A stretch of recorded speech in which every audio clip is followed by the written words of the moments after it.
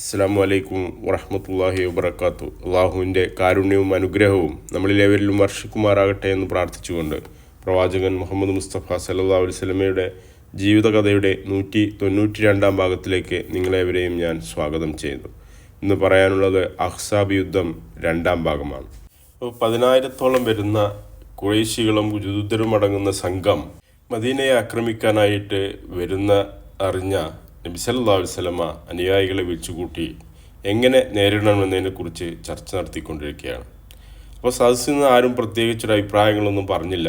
അങ്ങനെയാണ് സൽമാനുൽ ഫാരിസി റളിയല്ലാഹു അൻഹു എഴുന്നേറ്റ് നിന്ന് അദ്ദേഹത്തിൻ്റെ അഭിപ്രായം പറഞ്ഞത്. അദ്ദേഹം പറഞ്ഞു, ഓ റസൂലുള്ളാഹ്, ഞങ്ങളുടെ നാട്ടിൽ പേർഷ്യയിൽ ഇത്തരത്തിൽ സൈന്യം ആക്രമിക്കാൻ വന്നാൽ ഞങ്ങൾ പട്ടണത്തിന് ചുറ്റും വലിയ കിടങ്ങുകൾ കുഴിച്ച് പ്രതിരോധിക്കുമായിരുന്നു എന്ന് പറയും. നമുക്ക് അതുപോലെ ചെയ്താലോ എന്ന് ചോദിക്കുകയാണ്. അപ്പോൾ തികച്ചും വ്യത്യസ്തമായ ഒരു അഭിപ്രായമായിരുന്നു അത്.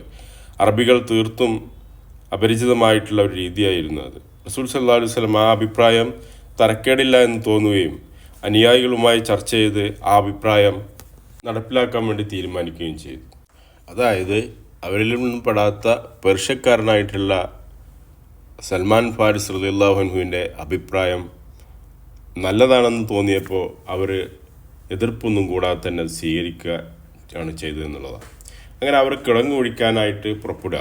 അപ്പോൾ മദീനയുടെ ചുറ്റും കിടങ്ങ് ഒഴിക്കുക എന്നത് പ്രായോഗികമല്ല. കാരണം ശത്രുക്കൾ പുറപ്പെട്ടു കഴിഞ്ഞു, ഇനിയിപ്പോൾ എത്താൻ അധികം ദിവസങ്ങളില്ല. മദീനയുടെ ഭൂമിശാസ്ത്രപരമായ പ്രത്യേകത നോക്കിയാൽ മദീനയുടെ കിഴക്കും പടിഞ്ഞാറും അഗ്നിപർവ്വതങ്ങൾ ശിലകളാണ്. അതായത് വളരെ കൂർത്ത പാറകളുള്ള മലകളാണുള്ളത്.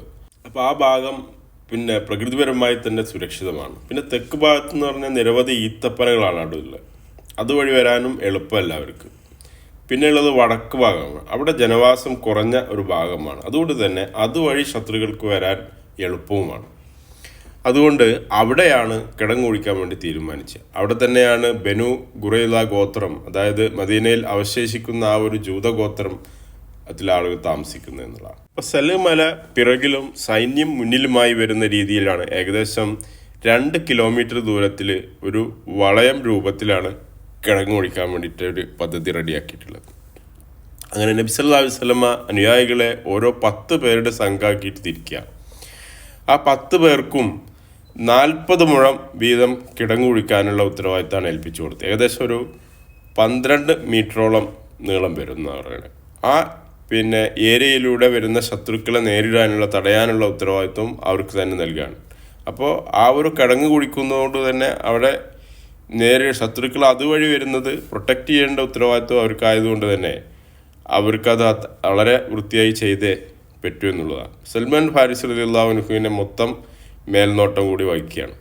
കിടങ്ങിൻ്റെ വീതി ഏകദേശം 6 മീറ്ററാണ് നിശ്ചയിച്ചിട്ടുണ്ടായിരുന്നത്. അതിനുള്ള കാരണം എന്താ വെച്ചാൽ ഒരു കുതിരക്ക് ചാടിക്കടക്കാൻ പറ്റുന്ന ഒരു ദൂരം എന്ന് പറയുന്നത് 6 മുഴം വരെയാണ് ഇത്ര. അപ്പോൾ അതുകൊണ്ട് 9 മുഴം വീതിയാണ് നിശ്ചയിച്ചിട്ടുണ്ടായിരുന്നത്. അപ്പോൾ ആ സന്ദർഭം എന്ന് പറയുന്നത് വളരെ കഠിനമായ തണുപ്പാണ്.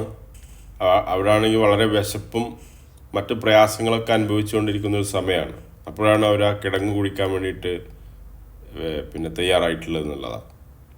നബി സല്ലല്ലാഹു അലൈഹി വസല്ലമയും ആ കിടങ്ങ് ഒഴിക്കുന്നതിൽ അവരോടൊപ്പം ഉന്മേഷത്തോടും ഏർപ്പെട്ടു എന്നുള്ള സഹൽ ബിൻ സഅദ് റളിയല്ലാഹു അൻഹു ഉദ്ധരിക്കുന്ന ഹദീസിൽ പറയുന്നു, ഞങ്ങൾ പ്രവാചകൻ സല്ലല്ലാഹു അലൈഹി വസല്ലമയുടെ കൂടെ കിടങ്ങു കീറി ഇരുന്നപ്പോൾ കുഴിച്ചെടുക്കുന്ന മണ്ണ് മുതുകിലേറ്റി ഞങ്ങൾ പുറത്തേക്ക് നീങ്ങിക്കൊണ്ടിരുന്നു. അപ്പോൾ പ്രവാചകൻ സല്ലല്ലാഹു അലൈഹി വസല്ലമ പാടിക്കൊണ്ടിരിക്കുകയായിരുന്നു, അള്ളാഹുവെ, പാരത്രിക ജീവിതമല്ലാതൊരു ജീവിതമില്ല, മുഹാജിറുകൾക്കും അൻസാറുകൾക്കും നീ മാപ്പ് നൽകണമേ.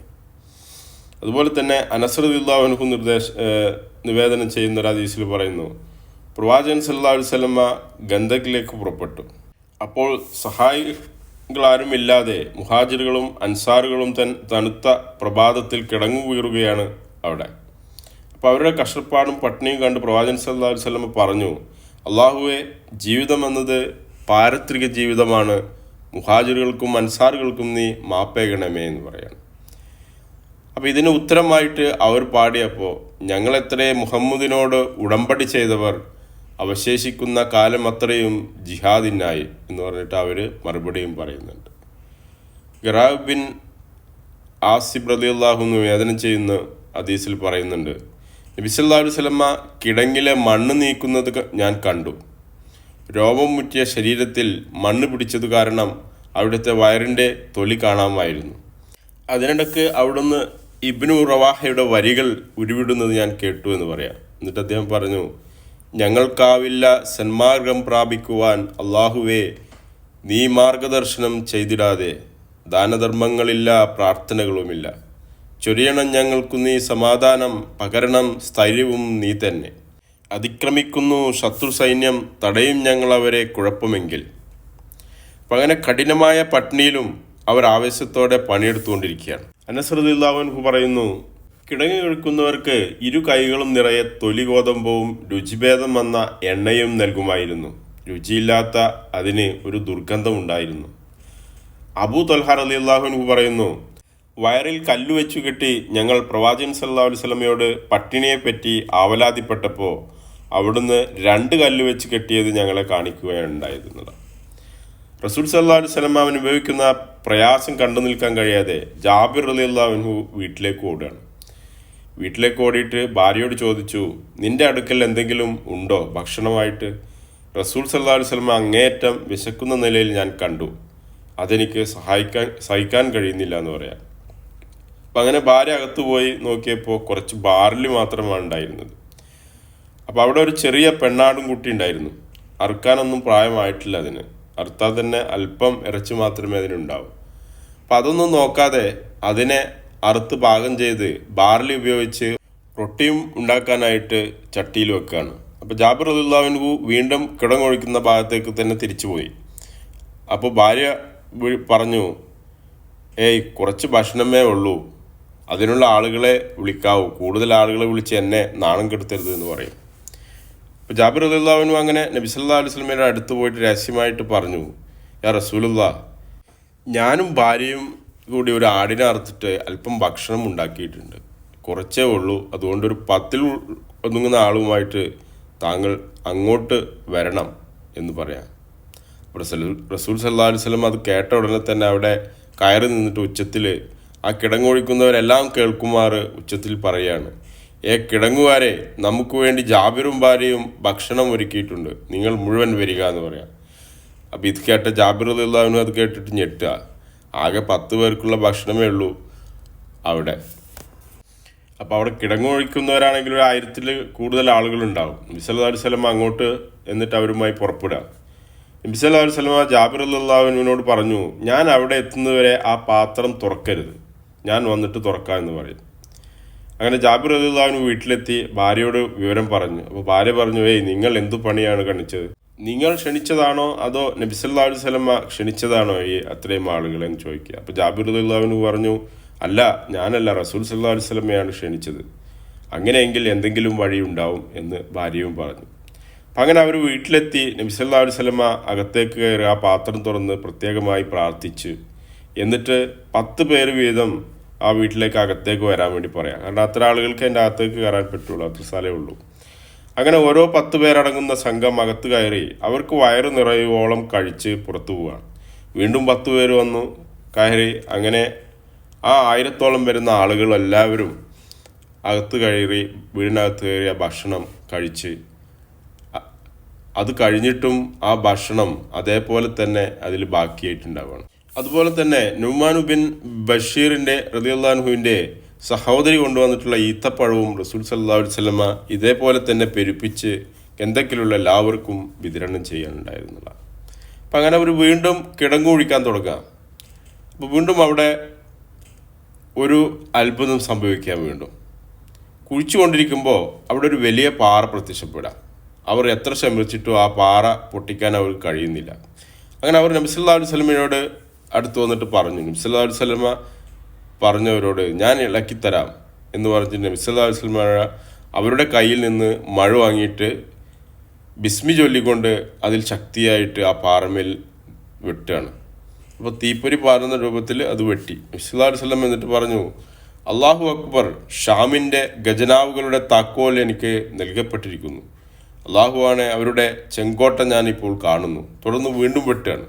അപ്പോൾ ഓരോ ഭാഗങ്ങൾ പൊളിഞ്ഞുകൊണ്ടിരുന്നു. എന്നിട്ട് വീണ്ടും നബി സല്ലല്ലാഹു അലൈഹി വസല്ലം രണ്ടാമത് വെട്ടിയപ്പോൾ പറഞ്ഞു, അല്ലാഹു അക്ബർ, പേർഷ്യ എനിക്ക് നൽകപ്പെട്ടിരിക്കുന്നു. അള്ളാഹുവാണ് മദായിനിലെ വെൺകോട്ട ഞാനിപ്പോൾ കാണുന്നു.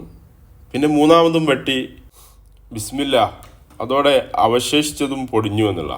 എന്നിട്ട് നബി സല്ലല്ലാഹു അലൈഹി വസല്ലം പറഞ്ഞു, എനിക്ക് യമനിൻ്റെ താക്കോലുകൾ നൽകപ്പെട്ടിരിക്കുന്നു. അള്ളാഹുവാണ് സ്വൻആയിലെ കവാടങ്ങൾ ഞാനിപ്പോൾ അവിടെ വെച്ച് കാണുന്നു എന്ന് പറയാം. അപ്പോൾ ഇതൊക്കെ പറയുന്നത് ഏത് സമയത്താണ് എന്നാലോചിക്കണം. 10,000-ഓളം വരുന്ന സൈന്യം സുസജ്ജമായിട്ട് തങ്ങളെ ആക്രമിക്കാനായിട്ട് വന്നുകൊണ്ടിരിക്കുകയാണ്. ആ സമയത്ത് അവരെ പ്രൊട്ടക്റ്റ് ചെയ്യുന്നതിന് വേണ്ടിയിട്ട് കിടങ്ങ് ഒഴിച്ചുകൊണ്ടിരിക്കുന്ന സമയത്ത് ഒരു പാറ കണ്ടപ്പോഴാണ് നബി സല്ലല്ലാഹു അലൈഹി വസല്ലം ഇത്തരത്തിൽ വലിയ വലിയ കാര്യങ്ങൾ പറയുന്നത്. പിന്നീട് അതെല്ലാം പ്രാവർത്തികമാക്കുന്നതാണ് ചരിത്രത്തിൽ പിന്നീട് കാണാൻ കഴിയുന്നത്. അപ്പോൾ അങ്ങനെ കിടങ്ങിൻ്റെ പണി അവർ തുറന്നുകൊണ്ടിരുന്നു. പകൽ കിടങ്ങു കീറിയും വൈകിട്ട് വീടുകളിലേക്ക് മടങ്ങിയും ഉദ്ദേശിച്ചതനുസരിച്ചിട്ട് ശത്രു സൈന്യം എത്തും മുമ്പേ തന്നെ മുസ്ലിങ്ങൾ ആ കിടങ്ങിൻ്റെ പണി പൂർത്തീകരിക്കുകയാണ്. ഈ ഒരു ഭാഗം ഇവിടെ വെച്ച് അവസാനിപ്പിക്കുകയാണ്. ഇൻഷാ അല്ലാഹ് ബാക്കി ഭാഗങ്ങൾ അടുത്ത ആഴ്ച വീണ്ടും പറയാം. ഈ ഭാഗങ്ങൾ നിങ്ങൾ കേൾക്കുകയും നിങ്ങളുടെ അഭിപ്രായങ്ങൾ പങ്കുവെക്കുകയും ചെയ്യണമെന്ന് അഭ്യർത്ഥിച്ചുകൊണ്ട് അള്ളാഹുവിൻ്റെ സ്വർഗം കരസ്ഥമാക്കാൻ നമുക്ക് ഏവർക്കും സാധിക്കട്ടെ. അസ്സലാമു അലൈക്കും വറഹ്മത്തുള്ളാഹി വബറകാതുഹു.